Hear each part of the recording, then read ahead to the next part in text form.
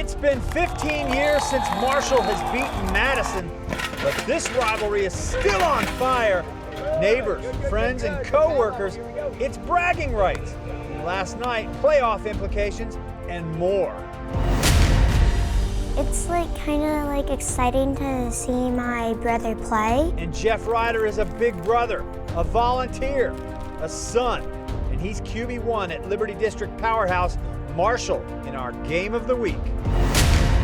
For him to be at the position that he was in, for him to take a step back and let me, I guess, shine. A photographer who gave his talents to student athletes, but lost his life to gun violence.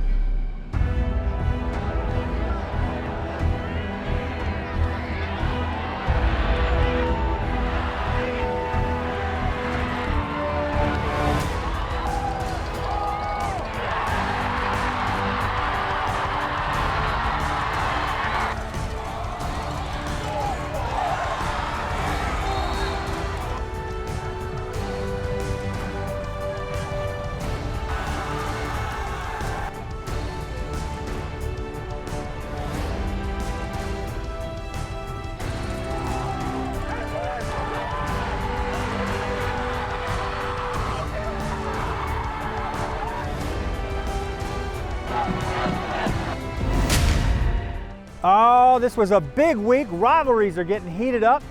Playoffs are on the line, and we're only halfway through the 2021 season, Chad. Ooh, it is getting exciting. Hello, everyone. I'm Joe Ball. My partner in crime is Chad Ricardo, and this is High Def High School, brought to you by Quality Chiropractic.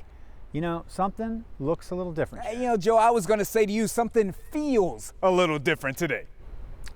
Where are we? We are right here at the lovely St. James. This, of course, Joe Ball, is the spot in which Friendship Academy did battle with Rock Creek Christian Academy last night on this field. And we will get to the whole story of that top 25 matchup in just a few minutes on High Def High School. But first, our game of the week involved two rivalry teams last night, so close in proximity. The towns of Tysons, Vienna, and Falls Church all intermingled with the student athletes. Both of these schools are fed by one of the most prominent and successful youth football programs. There was plenty of hype surrounding this game. Some feelings were bruised, and I mean Madison showed up outright mad. Dylan Liskey did not play tonight. He was supposed to get a cast on his arm Thursday and play in this game. However, instead of good news, he was told he had 3 breaks in his left arm. Early on, Madison came out with that same beatdown intensity that they've shown every week so far in 2021, including the spring. Nakia Wilson's first carry. He's handled not so politely by Jake Green and Ethan Lanier. He'll lose a couple. After a 3-and-out for the Statesman, Connor Berry is rolling to his left. He's got Angelo Dredge. He moves it all the way down inside the 10-yard line. Next play, big brother Alex Dredge carries it across that goal line, puts the Warhawks up 6-0. Another 3-and-out for Marshall, but the defense tightened up. Madison's second drive. Connor Berry back to throw on 3rd down. Gabriel Espinola and Owen Berman rip into that backfield and get the sack. That forces Madison into a 3-and-out. Marshall put together a couple of first downs with Jeff Ryder hitting Jack Emery a couple times. Nakia Wilson running hard up in the hornet's nest, and then here Jeff Ryder takes a shot. It's picked by Jamin Moore. It was intended for Jack Emery. Under a minute to play in the first half, still 6-0. Connor Berry. He's picked off. Ali Leita, that gives Marshall great field position. Coach Jason Strickland playing it very conservative to this point. It's been paying off, but he does take a shot into that end zone. Jeff Ryder. Look at the effort here by Nakia Wilson. Almost makes an amazing catch. Then they try for a field goal, and John Hurley gets in there, gets a hand on it, blocks the kick. It's no good, and it's still 6-0 at halftime. Third quarter, Connor Berry drops back. He's got Darren Nicely all the way inside the 20-yard line. Couple of Alex Dredge carries, and it's 13-0 Madison. Long, hard drive here for Madison. Rolls into the fourth quarter. He rolls to his right. Caps off this drive to Nolan Wilbright. It's 19-0 Madison with 8:34 to play in the game. Late fourth quarter, Ian Olsen goes over the top. He's got Henry Smith, pops off his chest, but he ends up making the catch anyway. He's got it. Marshall gets on the board, 19-7. Alex Dredge is going to run for 2 more scores in this one. He is definitely feeling it. Madison takes command of this one late. They roll 33-7 over their crosstown rivals, Marshall. The emotions got to me towards the end of the game. I don't even know what happened. Something just got into me, and as you can tell from my voice, like, I'm still a little bit shaky, but this one kind of just hit me a little bit deeper. Their coach saying that running back's the best running back in the state, I took that personally, and so did the rest of the offense. Let's take a trip to Montgomery County, the site where we anticipated 2 huge games last night, but that didn't quite pan out.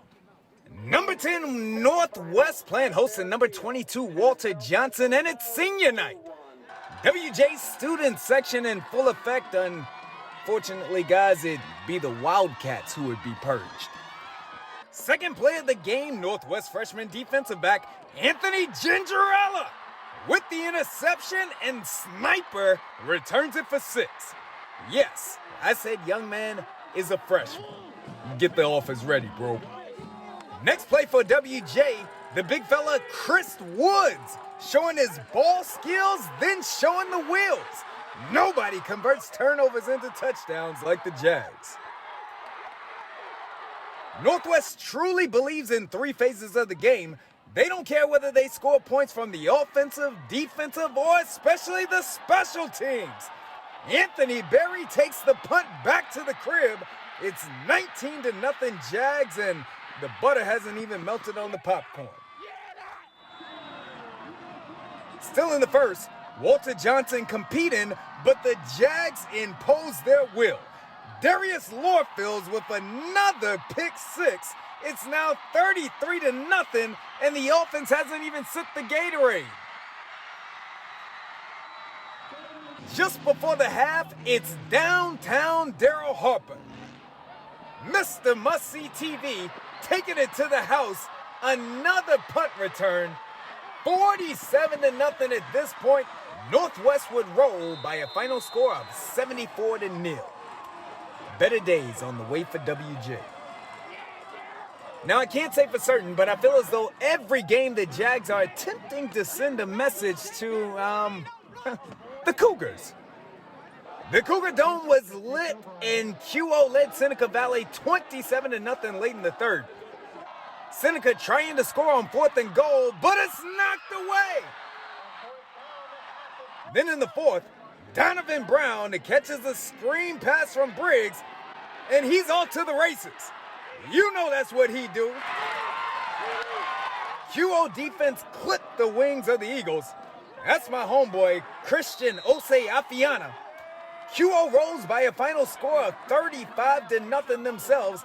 2 games, 2 dominant performances. Is it October 22nd yet? That game coming up soon. I'm proud, Some of them, my teammates, my old teammates, I'm proud for them, do what they do, get their film. I hope all of them, proceed to the next level and stuff. But when it comes to us, we're going to have to do what we do. And still ahead, we'll share a difficult story that you'll hear only here on High Def High School about an incredible life that ended too soon. That's right, and we'll hear from a young man that is going to carry the legacy forward as Zan Corman passed the torch shortly before his death. We'll be right back. That felt good. That was a good one. If you've got arms, legs, a back, if you've got a body, period, you're going to need quality care. And the team at Quality Chiropractic treat you like family, and they heal people. I love being here at Dr. D'Amato, the girls in the front desk. They make you feel like family when you come in every time. Healing whole people, not just backs. Quality Chiropractic is here for you. Call now and book your appointment. Quality Chiropractic, adjusting the quality of your life.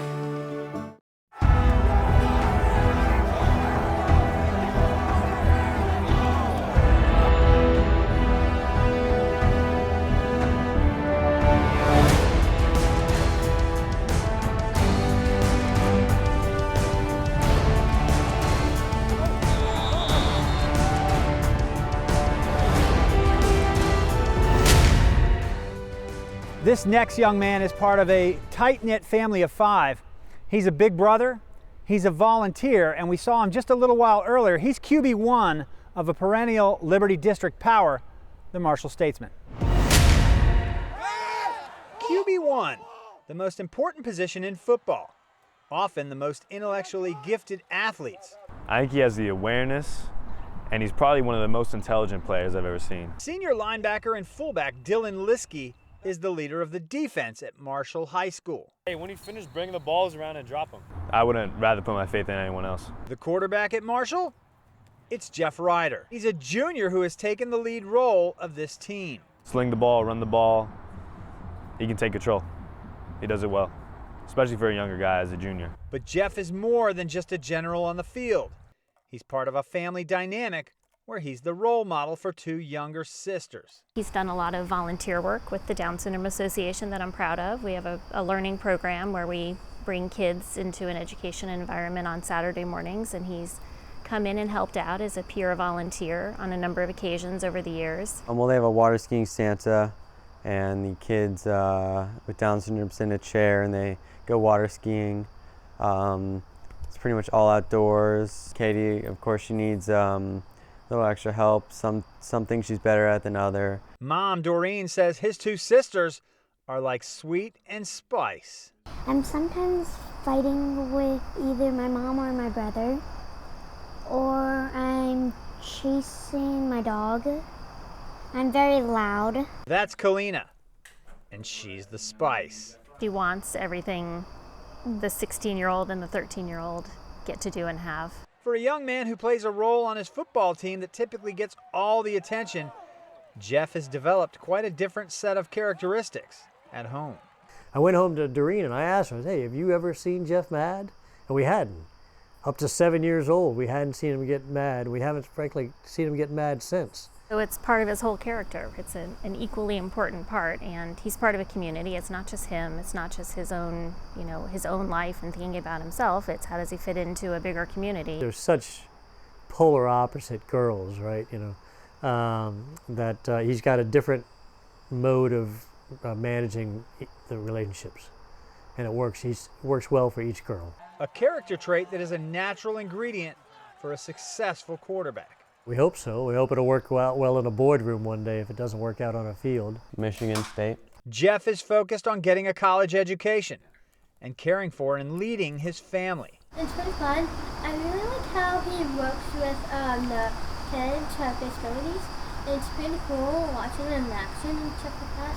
I think it's pretty cool. Zan Corman, photographer to student athletes, friend to anyone he came in contact with, son to his mother and father. Gone too soon. So Saturday night, Zan went out with 3 friends. He was the driver. They were headed to a party. And when they got there, there were people on both sides of the road, and they could tell something was wrong. Walter Johnson alum Zan Corman was building a name for himself as a top photojournalist. I found his work was just really, really good. Before his life was taken away. Man, that was a really tough night. It took time for Zan to find his way during high school.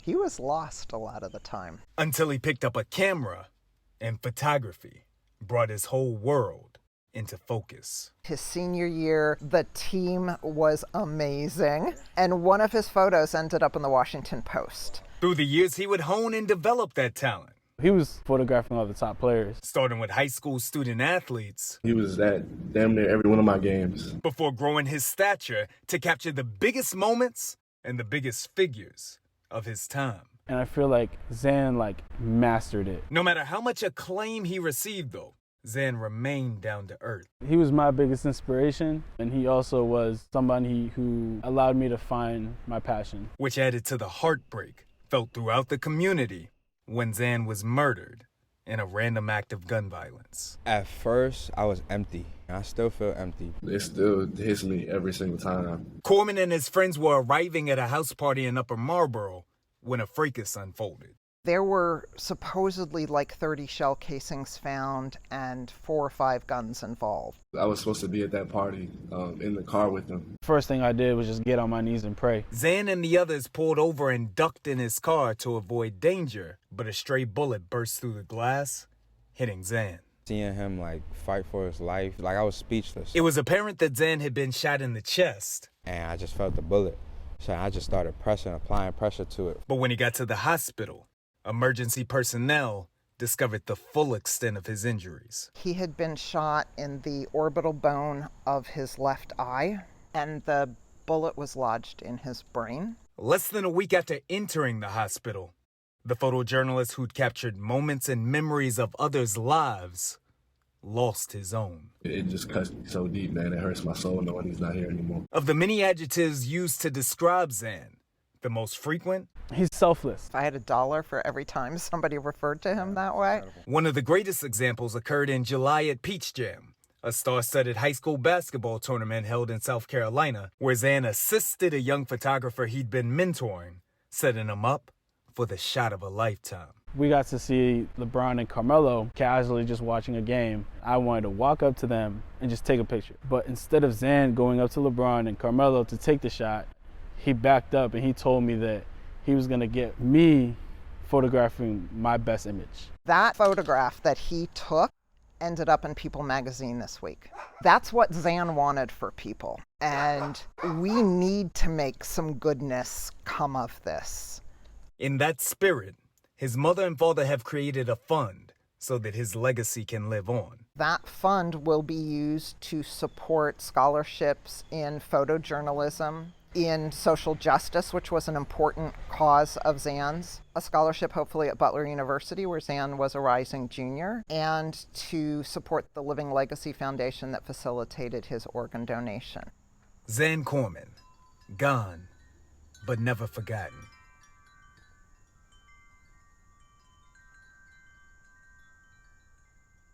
What a powerful story. That young man seemed to have an impact on just about everybody he touched. Everyone that he touched, and be sure to check out the Zan Corman Classic. It's going down tomorrow at Archbishop Spalding, and we'll have a follow-up to this piece on next week's show. And again, Joe Ball last night, brother, it went down right here. Drake Cates and Rock Creek took on Mike Hunter and Friendship Christian Academy. You need a big-time space to play your big-time ball games or do just about anything else your heart desires. Look no further than the St. James. Want to know who's played the toughest schedule in the entire DMV? That'd be Friendship. Mike Hunter's squad taking on Drake Cates and the 16th-ranked Creek boys. Early action, scored 2-0. Quarterback Jordan Morse running the read option. He's been in the weight room. Trust me, I know because I saw him there. Say what up to your pops, bro. Offense would not score, but that defense would turn it up. Running back gets swallowed by defensive tackle Green, and it's lit at the St. James. Rock Creek would lead 8-0 after 1. I'm telling you though, bro, there is no lay down in the Knights. Senior Aaron Davis with the pick.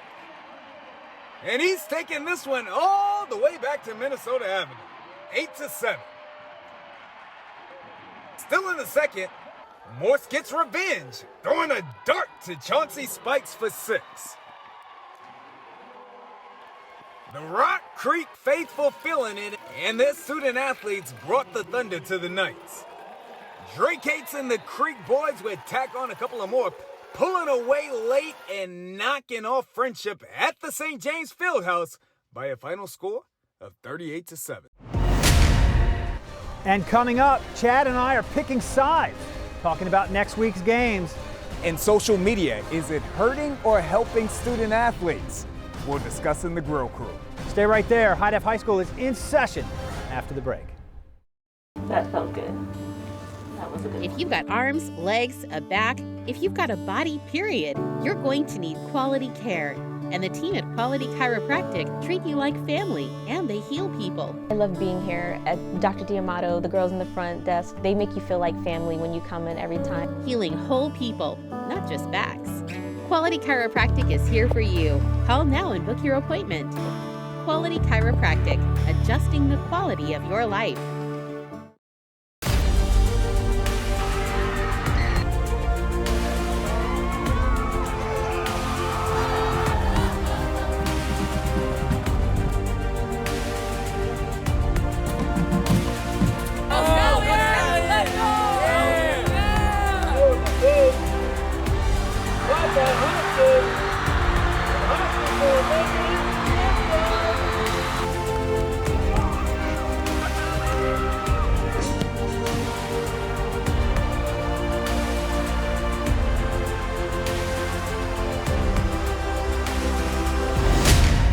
Don't forget, you can go online to highdefhighschool.com and our YouTube channel and check out all of our past episodes and lots of great digital content anytime.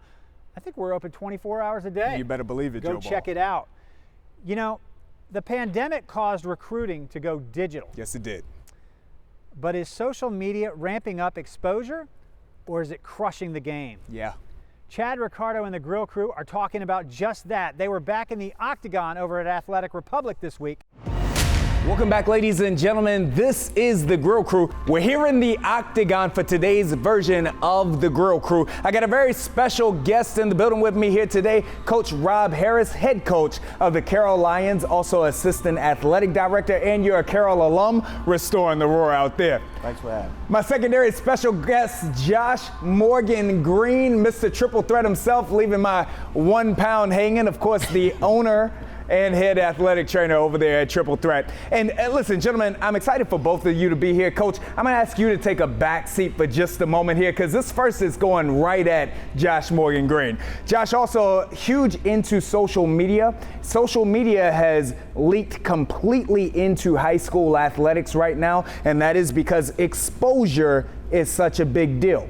When it comes to exposure of student athletes, what role should social media play? Should it be way up here where it is, or should we kind of keep it lower? Josh Morgan Green. Yeah, so we kind of talked about this with name, image, and likeness. And so I think it should be right there in the middle. I think it matters to an extent of these kids are trying to, have any way of getting to the next level. And whether that's being a highlight, a picture, a video, I think these kids have to find ways to market themselves, because we talked about earlier, this game is not fair. It's not equal. And so the more content that you have and you can drive that, the more people can see you, the more you can reach out to coaches, the more likeness, the more follows. You hate to say it, the more follows and shares matter. Coach, I know that obviously you have conversations with college coaches, which is who our student athletes are attempting to attract all the time. How do college coaches feel about the constant updating and posting of huddles and highlights? They definitely love to see the highlights. They definitely love to see the huddle updated. But the coaches also use this as a platform to find out who this young man or young woman is. Character. And so we talk to our players a lot about what you're posting, who you're following, who's following you. Because sometimes you get guilt by association, and I've had coaches call me because of certain postings on a young man's or young woman's page and say, well, coach, is this who he is? And perception is reality. So we know that, and a lot of times young people can be perceived in a wrong light. Social media exposure to hot button topics, and that is the type of information that you receive right here on the Grill Crew. Coach, Josh, thank you all very much. Hey, don't forget, you can go online to www.highdefhighschool.com for an extended version of that Grill Crew conversation and lots of other great content. And you can also find it on our YouTube channel. Search High Def High School. We just launched that about a week ago. We need everybody to jump on board. Hit that subscribe button. Last week, Chad and I were split on some big games. One of those is coming up today, the Battle of the Burn, Broad Run, and Stonebridge. We'll be taking sides again coming up. Joe Ball, it is time to pick 'em. Don't move. High Def High School is in session right after the break. That felt good. That was a good If you've got arms, legs, a back, if you've got a body, period, you're going to need quality care. and the team at Quality Chiropractic treat you like family, and they heal people. I love being here at Dr. D'Amato, the girls in the front desk. They make you feel like family when you come in every time. Healing whole people, not just backs. Quality Chiropractic is here for you. Call now and book your appointment. Quality Chiropractic, adjusting the quality of your life.